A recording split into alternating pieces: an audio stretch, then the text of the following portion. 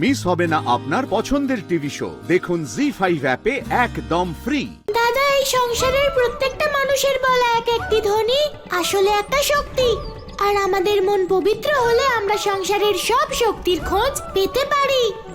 কারণ শক্তির কখনো বিনাশ হয় না, তা সদাই ব্রহ্মাণ্ডে বিদ্যমান থাকে। কানাই, আমি তোর কোনো কথাই ঠিক বুঝতে পারছি না। তোর যা ইচ্ছে হয় তুই কর, শুধু আমাকে এটুকু বলে দে যে জয়দেব কোথায় আছে। ঠিক আছে দাদা, আমি বলছি, কিন্তু আমি এখন যা বলবো তোমাকে তাই করতে হবে।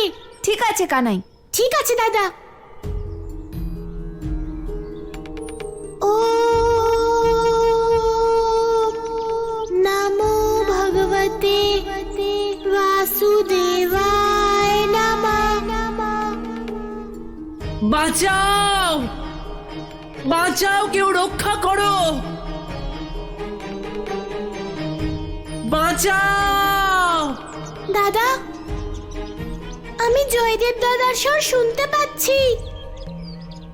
আমি তার বলা প্রত্যেক শব্দ শুনতে পাচ্ছি। দাদা, আমি যেমন যেমন বলছি তুমি তেমন তেমন করো।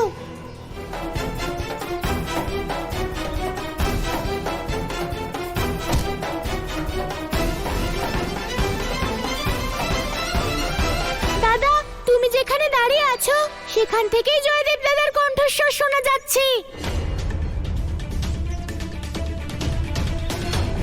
এর অর্থ এটাই হলো যে জয়দেব এই পর্বতের ভিতরে রয়েছে।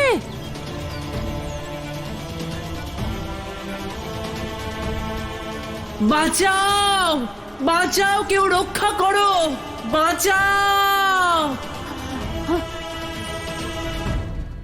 কানাই, তুই ঠিক বলছিলি, জয়দেব এই মন্দার পর্বতেরই ভিতরে রয়েছে। কানাই, কি ভাবছিস? এখন তো আমরা জানতে পেরে গেছি যে জয়দেব এই পর্বতের ভিতরেই আছে।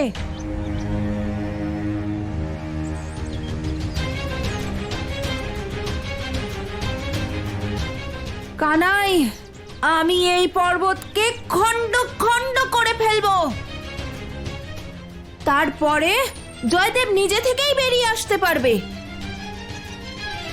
দাঁড়াও দাদা,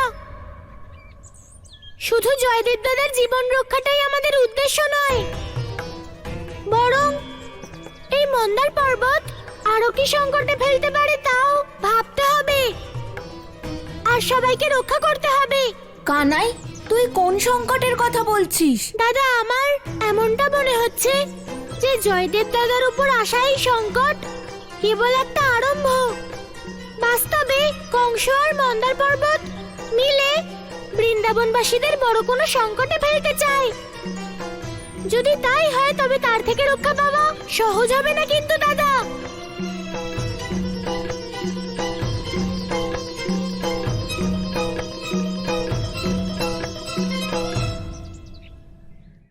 জি5 ডাউনলোড করুন আর সব এপিসোড দেখুন একদম ফ্রি।